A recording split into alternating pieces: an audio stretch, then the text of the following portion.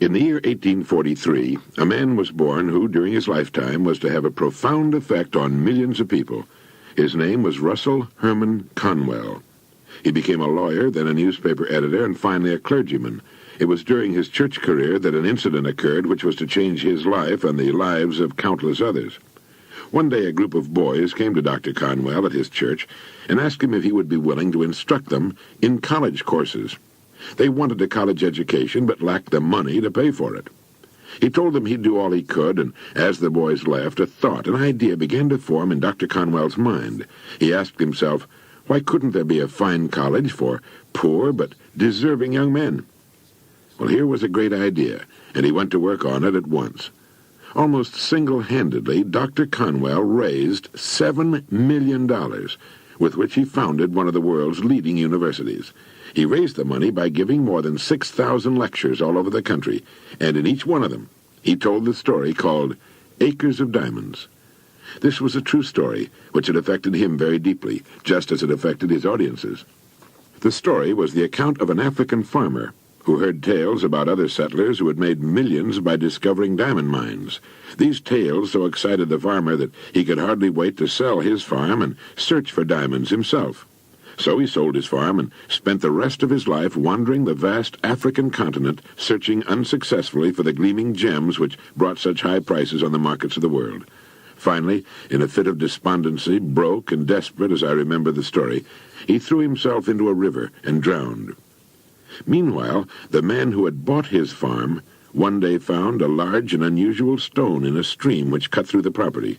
The stone turned out to be a great diamond of enormous value, and he then discovered that the farm was covered with them. It was to become one of the world's richest diamond mines. The first farmer had owned literally acres of diamonds, but had sold them for practically nothing in order to look for them elsewhere. If he had only taken the time to study and prepare himself to learn what diamonds looked like in their rough state, and had first thoroughly explored the land he owned, he would have found the millions he sought right on his own property. The thing about this story that so profoundly affected Dr. Conwell and subsequently millions of others was the idea that each of us is, at this moment, standing in the middle of his own acres of diamonds. If we will only have the wisdom and patience to intelligently and effectively explore the work in which we're now engaged, we'll usually find that it contains the riches we seek, whether they be financial or intangible, or both. Before we go running off to what we think are greener pastures, let's make sure that our own is not just as green, or perhaps even greener. You see, while we're looking at other pastures, other people are looking at ours. Someone has said, if the other pasture looks greener, maybe it's because it's getting better care. There's nothing more pitiful to my mind than the person who wastes his life running from one thing to another, forever looking for the pot of gold at the end of the rainbow, and never staying with one thing long enough to find it. No matter what your goal may be, perhaps the road to it can be found in the very thing in which you're now engaged. It wasn't until he was completely paralyzed and forced to reach into the resources of his mind that a courageous farmer got the idea of producing exceptionally good meat products on his farm. From this idea, one of the country's largest meat-packing companies was born. His farm contained acres of diamonds, too. He had just never seen them before. An insurance man got the idea of going back to all the people in his files and really working with them, serving them the way he felt they should be served. That year, he wrote an additional $700,000 of insurance and joined the $1 Million Round Table. He found he no longer had to approach cold prospects. By working with the people he'd already sold and on their referrals, he found acres of diamonds right in his filing cabinet. A man from a small town amassed a fortune starting with a single service station. In the beginning, when things were tough, he would ask himself each morning, what can I do to increase my service to my customers? He's retired now, and his son heads the large, complex enterprise that all started with a small service station and a daily question that will virtually guarantee success in any undertaking. What can I do to increase my service to my customers? Answer that question in constantly new and better ways, and sales and profits will take care of themselves. Do you know what the so-called average man would have done in the case I just mentioned? He would have been worried about how bad business was because in the beginning my friend had a hard time just feeding his family.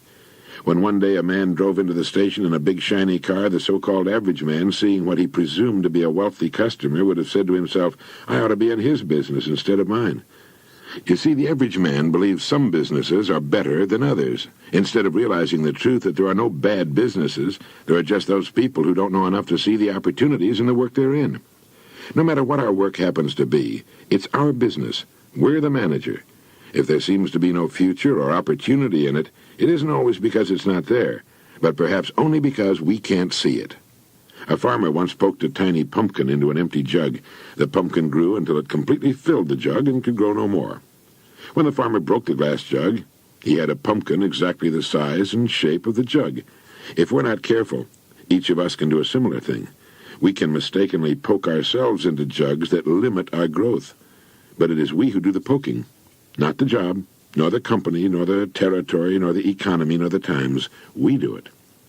We should avoid such self-restriction and realize there's virtually no limit to our growth and development on the land upon which we now find ourselves, with our roots deep in the soil of a working philosophy of life such as the one offered by this program, and our minds and bodies in a climate of freedom. People who become outstanding at their work are those who see their work as an opportunity for growth and development, and who prepare themselves for the opportunities which surround them every day. It was J.B. Matthews who wrote, "Unless a man has trained himself for his chance, the chance will only make him ridiculous." A great occasion is worth to a man exactly what his preparation enables him to make of it. Preparation is the key. This means becoming so good, so competent at what we're now doing, we'll actually force the opportunities we seek to come our way. It takes imagination, creative imagination, to know that diamonds don't look like diamonds in their rough state, nor does a pile of iron ore look like iron or steel. Great opportunities lurk constantly in every aspect of the work in which we now find ourselves.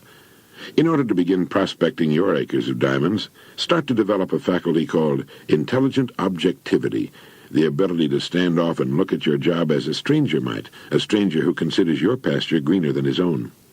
To do this, start at the beginning. Within the framework of what industry or profession does your job fall? Do you know all you can know about your industry? How did it begin? Why did it begin? Who started it and when? What is your industry's annual dollar volume? How fast has it grown during the past 20 years? What's its projected growth during the next 10 years? Did you know that many industries will double in size during the next 8 years? This takes only about a 10% gain per year. In short, start now to become a student of your industry. You'll be amazed at the results.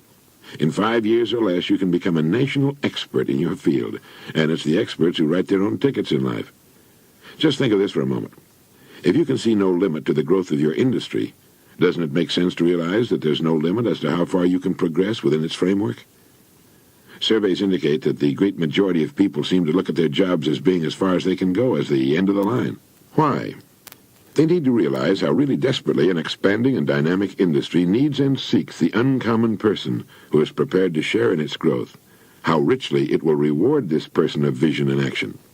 On the other hand, those who are not preparing and growing are not just standing still. In relation to their industry, they're going backwards. So ask yourself, do I know as much about my job and my industry as a good doctor or lawyer knows about his job, his profession? You should, you know.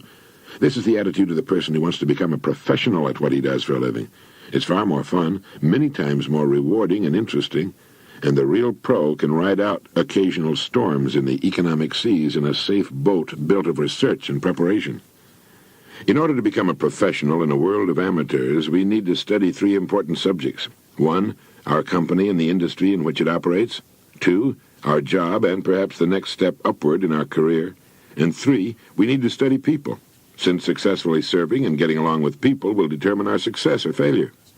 These are 3 subjects on which you can gradually build a fine home library. Your bookstore clerk will help you find the right books if you will tell him what you want to know. Frequently, all you need in order to make an enormous improvement is simply a reminder of things you've known but have forgotten. Perhaps this study and research on your job, your industry, and ways of increasing your service to others sounds like a big job. It is, but it's fascinating. And in the long run, it pays tremendous dividends, builds complete security, and it can be accomplished in an hour a day, devoted to reading and making permanent notes. Studying, 1 book or 1 article at a time, an hour each day, will lead to your becoming an expert at your particular job and industry in 5 years or less. The hours add up, 1 at a time, like the great stones of a pyramid, building a strong and permanent foundation which raises you a layer at a time toward the goal you seek. Each morning, as you get ready for work, ask yourself this question: How can I increase my service today? Then, during the hour a day you set aside for study and research, make notes and think about your industry, about your job and company, and about people. You'll gradually begin to get better and better ideas for improving your service. Remember these words. No man can become rich without enriching others. Anyone who adds to prosperity must prosper in turn. Think of ways and means by which you can increase your contribution to your company, your industry, and those whom you serve. You'll begin to notice a wonderful change in your world, for as ye sow, so shall ye reap. This applies just as much to the wife and the children as it does to the breadwinner. The minute you adopt this attitude, you've joined the top 5% of the people of the world. You've virtually removed all competition. You're creating rather than competing. You're affecting life rather than just being affected by it.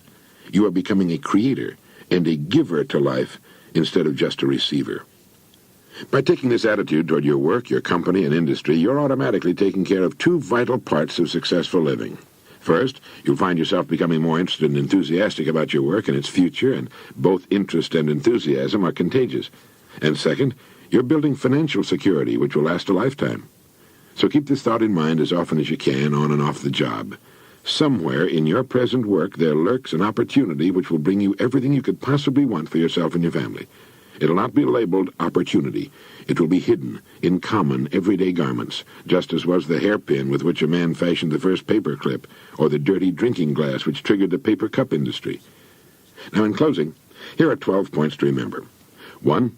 If we'll develop the wisdom and patience to intelligently and effectively explore the work in which we're now engaged, we will very likely find it contains the riches, tangible and intangible, we seek.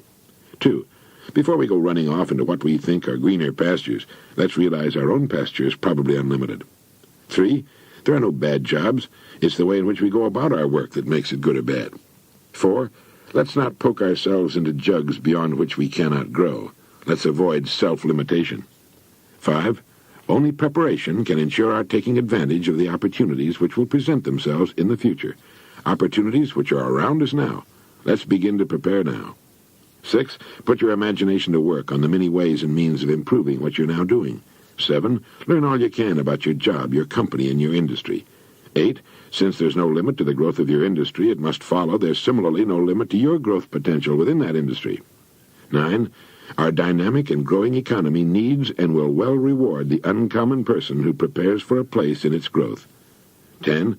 Begin to build your library of reference material pertaining to your company, industry, job, and on how to better serve and get along with people. 11. Set aside an hour a day for this study and research. And 12. Remember the story of the acres of diamonds.